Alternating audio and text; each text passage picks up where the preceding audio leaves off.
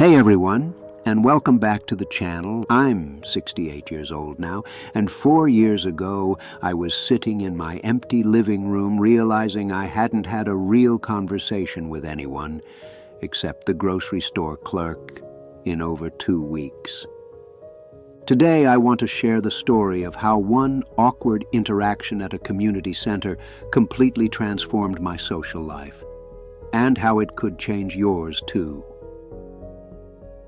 The day I faced my loneliness. March 2020, just before the world shut down. I'm standing in my kitchen making coffee for one, again, when it hit me. I'd been retired for 8 months, and I was more isolated than I'd ever been in my entire life. Don't get me wrong. I wasn't sitting around feeling sorry for myself. I kept busy. I had projects, hobbies, routines. But when was the last time I'd laughed with someone? When was the last time someone asked how my day was and actually cared about the answer? The truth I didn't want to admit was staring at me every morning in that kitchen. I was profoundly lonely. For 43 years, work provided my social structure. Colleagues, meetings, water cooler conversations, lunch buddies. I thought I was looking forward to escaping all that workplace drama. Instead, I discovered I'd thrown away my entire social network, along with my business cards. My kids lived across the country. My old work friends were still trapped in their corporate lives. My neighbors were polite, but distant.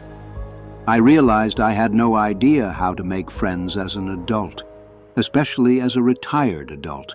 That's when I met Dorothy at the community center, and she taught me something that would revolutionize how I thought about connecting with people. Dorothy's gift, the art of genuine curiosity. I'd signed up for a watercolor class, not because I cared about painting, but because it was the only activity at the community center. That didn't require a partner. At least I'd be around other people for 2 hours a week. Dorothy sat next to me that first Tuesday morning. She was probably mid-70s, with silver hair and paint-stained fingers that suggested she actually knew what she was doing. While I fumbled with brushes, she was creating something beautiful. "First time?" she asked, not looking up from her painting. "Is it that obvious?" She smiled. "I've been coming here for 6 years. I've seen a lot of first times." What happened next changed everything. Instead of the polite small talk I expected, Dorothy asked me something that caught me completely off guard. "What's the most interesting thing that happened to you this week?" I almost laughed. Nothing interesting ever happens to me anymore. I'm retired. Dorothy put down her brush and looked directly at me. "Robert, is it? Let me tell you something I learned the hard way. Interesting things don't happen to us. We happen to interesting things. And if you think retirement means the end of interesting, you're missing the greatest opportunity of your life." That conversation lasted through the entire class and continued in the parking lot for another 30 minutes. For the first time in months, I felt energized by talking to another person. Walking to my car, Dorothy called out, "Same time next week, Robert, and come prepared with something interesting that happened to you." I spent that entire week paying attention to my life differently, looking for something interesting to share with Dorothy. That shift in perspective was the beginning of everything. The 5 conversation starters that changed my life. Over the next year, Dorothy became my mentor in what she called the art of connection. She taught me that building friendships after retirement isn't about finding people who share your exact interests. It's about becoming genuinely curious about others and helping them become curious about you. Dorothy had what seemed like effortless relationships with dozens of people. She knew the barista's name and his college major. She remembered the librarian's upcoming vacation plans. She could strike up meaningful conversations with strangers in grocery store lines. "How do you do it?" I asked her one day after watching her turn a brief encounter with a postal worker into a 15-minute conversation about his stamp collection. "Robert, most people are dying to be heard and understood. They're just waiting for someone to ask the right question in the right way. I'm going to teach you 5 conversation starters that will open doors to friendships you never imagined." Conversation starter. Number 1. What's keeping you curious these days? Dorothy's first lesson happened at the library. We'd gone together to a lecture about local history, something I never would have attended alone. During the coffee break, Dorothy approached a woman sitting by herself and said, "That story about the old railroad station was fascinating. What's keeping you curious these days?" The woman's face lit up. "Oh, I'm researching my family history. My great-grandfather supposedly worked on that railroad, and I'm trying to piece together his story." What followed was a 20-minute conversation about genealogy, family mysteries, and detective work. Before we left, Dorothy and this woman, Margaret, had exchanged phone numbers and made plans to visit the local historical society together. "See what happened there?" Dorothy asked as we walked to our cars. I didn't ask what her hobbies were or what she did for work. I asked what was making her curious. Curiosity is energy. When you tap into someone's curiosity, you tap into their excitement about life. I started practicing this question everywhere. At the coffee shop, what's keeping you curious these days? At the bank, the pharmacy, the hardware store, the responses amazed me. The pharmacist was learning Spanish to communicate better with customers. The bank teller was studying astronomy online. The hardware store manager was restoring a 1967 Mustang. Every single person had something they were excited to learn about. Most had never been asked to share it. Conversation starter number 2. What's the best advice someone ever gave you? Dorothy's second lesson came during a community garden workday. I'd volunteered reluctantly. I knew nothing about gardening and felt intimidated by the experienced volunteers. While pulling weeds next to an older gentleman, Dorothy struck up a conversation. "Harold, you've got the most organized garden beds I've ever seen. What's the best advice someone ever gave you about gardening?" Harold straightened up, clearly pleased to be asked. "My father told me when I was 12, 'Son, you can't hurry a garden, but you can't ignore it either. Consistent attention beats weekend heroics every time.'" That simple question opened up Harold's entire philosophy about patience, consistency, and finding satisfaction in slow progress. By the end of the morning, Harold was teaching me about companion planting and inviting me to help with his community composting project. "Notice what happened," Dorothy explained later. "I didn't ask Harold to teach me about gardening. That might have felt like work to him. I asked him to share wisdom he'd received. People love sharing wisdom because it honors both the person who gave it to them and their own experience in learning it. This question became my secret weapon in building connections. At the gym, I asked my trainer about the best fitness advice he'd received. At the grocery store, I asked the produce manager about the best advice for selecting fresh vegetables. Every conversation revealed layers of experience and wisdom. People shared stories about mentors and parents, teachers, coaches, and in sharing those stories, they shared pieces of themselves. Conversation starter number 3. What's something you've learned recently that surprised you? Dorothy's third technique surfaced during a book club meeting at the library. I'd joined reluctantly, worried I'd be the only man in a group of literary women. My fears proved half right. I was the only man, but Dorothy showed me how to turn that into an advantage. During discussion of that month's novel, Dorothy asked the group, "Before we dive into the book, what's something you've learned recently that surprised you? Doesn't have to be book-related." The responses were incredible. Sarah had learned that her difficult teenage grandson was actually struggling with dyslexia, not being rebellious. Linda discovered that the stray cat she'd been feeding belonged to a neighbor who thought it had run away. Patricia found out that her late husband's boring stamp collection was worth over $3,000. Each story led to deeper conversations about family, assumptions, hidden value, and unexpected discoveries. By the time we got to discussing the book, we all felt connected to each other in ways that went far beyond literary analysis. "See how it works?" Dorothy whispered to me afterward. "Recent surprises reveal how people think, what they pay attention to, and how they process new information. It's a window into someone's mind and heart."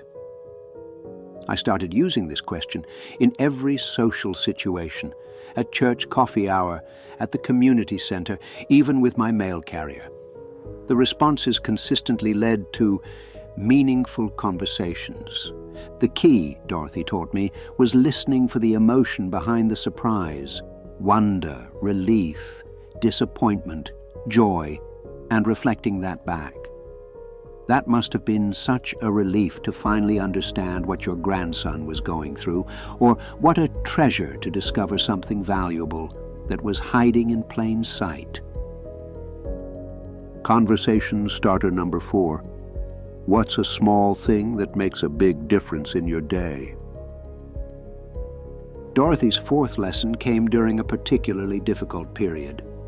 My brother had been hospitalized, and I was spending long days at the medical center, feeling overwhelmed by the institutional environment and worried about his recovery. Dorothy found me in the hospital cafeteria one afternoon, staring at terrible coffee and feeling sorry for myself. "How are you holding up, Robert?" "I'm fine," I lied. She sat down across from me. "Let me try a different question. What's a small thing that makes a big difference in your day here?" I thought for a moment. The volunteer at the information desk. She always remembers my name and asks about my brother. Yesterday she saved me a seat near the window when I looked exhausted. Have you told her that? I hadn't. Dorothy walked with me to the information desk, where I thanked Mrs. Chen for her kindness. Her face absolutely glowed. "You just made my week," she said. "Most people barely acknowledge volunteers. Knowing I'm actually helping keeps me coming back." That brief interaction turned Mrs. Chen from a pleasant stranger into someone who watched for me every day. She introduced me to other long-term visitors, shared information about quiet places to rest, and even brought me homemade cookies once. "Small things reveal what people value," Dorothy explained. "When you ask about the small differences, you learn what brings someone comfort, joy, or peace. Then you can look for ways to amplify those things." This question transformed how I connected with service workers, neighbors, and acquaintances. The grocery bagger appreciated when customers made eye contact and said thank you. The librarian loved when people asked for book recommendations instead of just directions. My neighbor's day was made better by seeing her flowers through her kitchen window. Once I understood what small things mattered to people, I could provide more of those experiences. Conversation starter number 5. What's something you're looking forward to? Dorothy's final lesson was also the most powerful. It came during a community picnic where I was feeling particularly out of place among younger families and couples. Dorothy watched me standing alone by the dessert table and walked over with a woman I hadn't met. "Robert, I'd like you to meet Janet." "Janet, Robert just moved here from Phoenix and is getting to know our community." After brief introductions, Dorothy asked Janet, "What's something you're looking forward to in the coming weeks?" Janet's entire demeanor changed. "My daughter is coming to visit next month, first time in 2 years. I've been planning activities and can't decide if I'm more excited or nervous." That led to a conversation about children living far away, the challenge of staying connected across distances, and the joy of reunions. I shared my own experiences with my kids living across the country. Janet and I discovered we both struggled with video calls, but loved sending old-fashioned letters. By the end of the picnic, Janet and I had exchanged contact information and made plans to attend the next community concert together. "Future focus creates energy," Dorothy explained later. "When people talk about what they're looking forward to, they light up, they share hopes, dreams, plans. It's impossible to feel disconnected from someone whose future you're genuinely interested in." This question became my favorite conversation starter because it worked in every situation. People always had something they were anticipating: a trip, a visit, a project completion, a season change, even something as simple as trying a new restaurant. The key was following up. "How did your daughter's visit go?" Or, "Did you try that new Italian place yet?" These follow-up questions transformed single conversations into ongoing relationships. Putting it all together. My 90-day friendship challenge. Inspired by Dorothy's lessons, I created what I called my 90-day friendship challenge.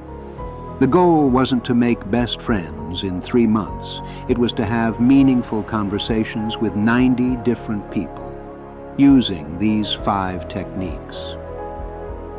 Days 1 through 30, building conversation confidence. The first month was about practice. I committed to having one meaningful conversation every day, using one of Dorothy's 5 starters. Day 1, coffee shop. What's keeping you curious these days? Day 2, library. What's the best advice someone ever gave you? Day 3, grocery store. What's something you've learned recently that surprised you? Day 4, community center. What's a small thing that makes a big difference in your day? Day 5, church. What's something you're looking forward to? Some conversations lasted 2 minutes, others went on for 30 minutes. A few led to exchanged contact information. Most were simply pleasant human connections that brightened both our days. The magic wasn't in every conversation becoming a friendship. It was in rediscovering my ability to connect authentically with other people. Days 31 through 60, deepening connections. The second month focused on following up with people who'd shown interest in continued conversation. I learned that most people are hungry for someone to remember their stories and care about their updates. I returned to the coffee shop and asked the curious barista how his Spanish lessons were going. I checked in with the gardening advice giver about his composting project. I asked the librarian if she'd found any great books lately. These follow-up conversations were where real connections began forming. People were genuinely surprised and delighted that someone remembered their interests and cared about their progress. Several of these casual acquaintances began developing into actual friendships. Days 61 through 90, creating community. The final month was about bringing people together. Dorothy had taught me that the strongest friendships often develop not in one-on-one settings, but in small groups where people can see different sides of each other. I organized my first coffee and conversation morning at the community center, inviting everyone I'd connected with over the previous 2 months. 8 people showed up: the Spanish learning barista, the genealogy researcher, the gardening enthusiast, the helpful librarian, and 4 others. I was nervous about facilitating, but Dorothy had given me the perfect structure. Just ask everyone to share something they're currently curious about, then let the conversation flow naturally. The morning was magical. The barista and genealogy researcher discovered they were both interested in family history. The gardener offered to help the librarian start a herb garden. 2 people who'd never met found out they'd both lived in the same small town in Nebraska 50 years earlier. By the end of 90 days, I had a social calendar fuller than it had been in years. More importantly, I had genuine friends, people who checked on me when I was sick, invited me to events, shared their joys and concerns with me. The psychology behind connection. Working with Dorothy taught me that making friends after retirement requires understanding what's different about this phase of life and what advantages we actually have. The Retirement Friendship Challenge. When we're younger, friendships form naturally through shared circumstances: school, work, raising children. We don't have to be intentional about it. In retirement, those automatic friendship generators disappear. We have to be more deliberate about creating connections. But here's what I discovered.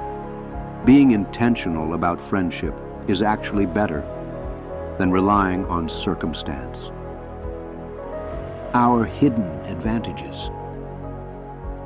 Age brings credibility and authenticity to conversations. When I ask someone what they're curious about, they sense I'm genuinely interested, not networking for professional gain. We have time for the slow development of real friendship. We're not rushing between meetings or juggling work deadlines. We can invest in getting to know people properly. Our life experience gives us perspective that makes us excellent listeners and advisors. People enjoy talking to someone who's been there and can offer wisdom without judgment. We're past the competitive phases of life. We're not trying to impress anyone or climb social ladders. This makes our friendship offers feel more genuine. Common friendship fears addressed. Through my friendship journey, I encountered and overcame several fears that many retirees share. People won't be interested in talking to me. This fear proved completely wrong. Most people are delighted when someone shows genuine interest in their thoughts and experiences. The problem isn't lack of interest, it's lack of good questions. Dorothy's 5 conversation starters work because they invite people to share what they're passionate about. Everyone has something they're curious about, wisdom they've gained, or hopes for the future. I'm too old to make new friends. Friendship isn't about age compatibility, it's about human connection. Some of my closest new friends are 20 years younger or older than me. The Spanish learning barista was 28. The genealogy researcher was 81. Our friendships work because we're genuinely interested in each other's lives and perspectives. I don't have anything interesting to offer.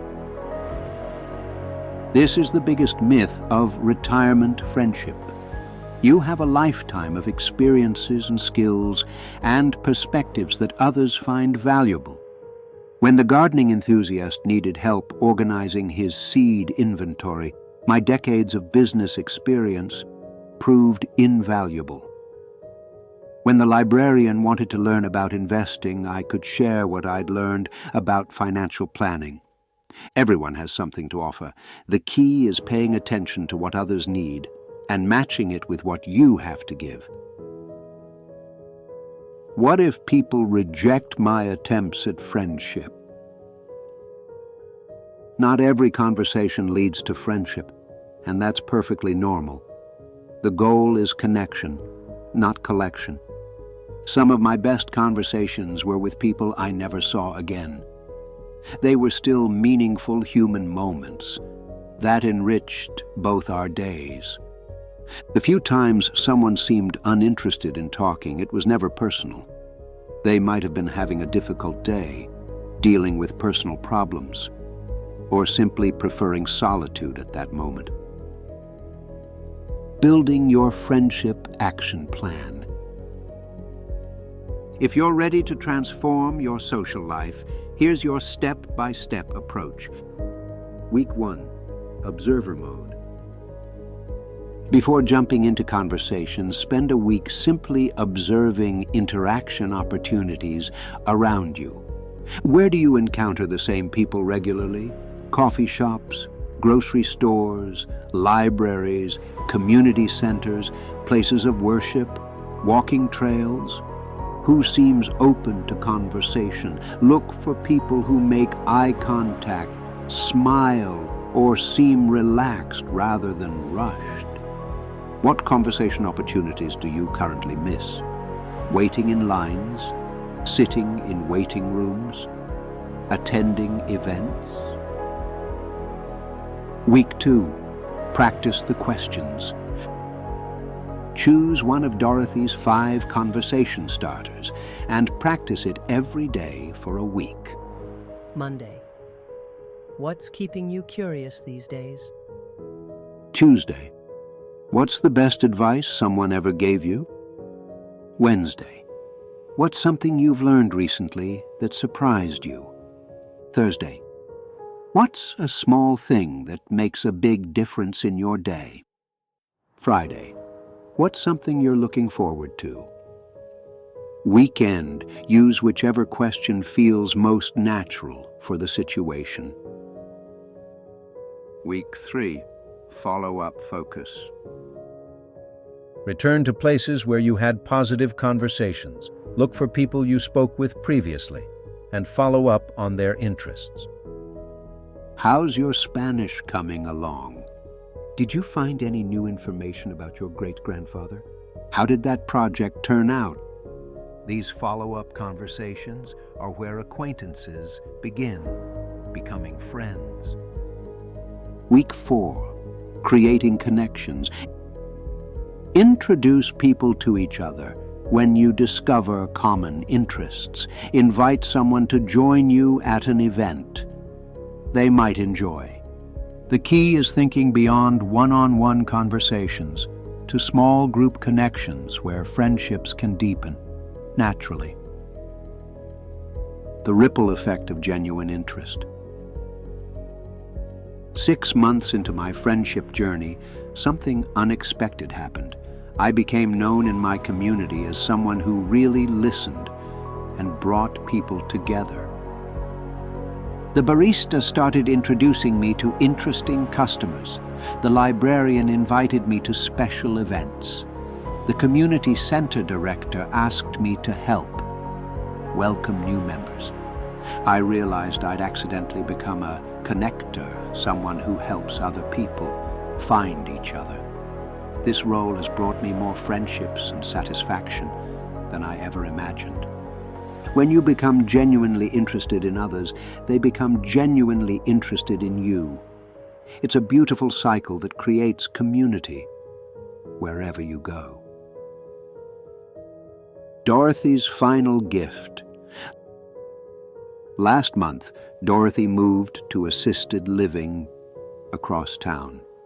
At her goodbye party, she pulled me aside for one final conversation. "Robert, Do you remember that first day in art class when you said nothing interesting ever happened to you anymore? I laughed. I was so wrong. You weren't wrong. You were just looking in the wrong direction. Interesting things were happening all around you. You just needed to start paying attention and asking better questions. She handed me a small wrapped package. Inside was a beautiful hand-painted card with her 5 conversation starters written in elegant script, along with a note. For Robert, who learned that the secret to an interesting life isn't having interesting things happen to you, but being interested in what's happening to others. Keep asking good questions. Keep building bridges. The world needs more connectors like you. Your starting point. If you've made it this far, you're probably feeling inspired and maybe a little nervous about taking the first step. That's exactly how I felt. Here's your assignment for this week. Have one conversation using one of Dorothy's 5 questions with one person you encounter in your regular routine. Don't overthink it. Don't worry about the outcome. Just ask the question and listen genuinely to the answer. That one conversation might lead to nothing more than a pleasant moment, or it might be the beginning of a friendship that enriches the rest of your retirement. The only way to find out is to start. The Sunday dinner revelation. Yesterday was Sunday dinner with my family, a tradition that started when my kids finally moved back to our area 2 years ago. As we sat around the table, my daughter said something that brought tears to my eyes. Dad, the change in you over these past few years has been incredible to watch. You went from someone who seemed lonely and withdrawn to someone who has more friends and social activities than any of us. You've taught us that it's never too late to completely transform your social life. My grandson added, Grandpa knows everyone everywhere we go, and they all really like him. That's when I realized Dorothy's greatest gift wasn't teaching me conversation techniques. It was showing me that genuine interest in others creates genuine connections, and genuine connections create community. The truth about retirement friendship. Here's what I learned that I wish someone had told me. On my last day of work, retirement doesn't end your social life. It begins a new chapter where you can build deeper, more intentional relationships than you've ever had. The friendships you make in retirement can be the most rewarding of your entire life because they're based on who you truly are, not your professional role or economic circumstances. Age isn't a barrier to friendship. It's an advantage that brings authenticity, wisdom, and time to invest in meaningful connections. Your friendship future. As I record this video, it's been 4 years since that lonely morning in my kitchen. My calendar is full of coffee dates, community meetings, volunteer activities, and social gatherings. But more than having a busy social calendar, I have what I lacked for those first months of retirement, a sense of belonging, purpose, and connection.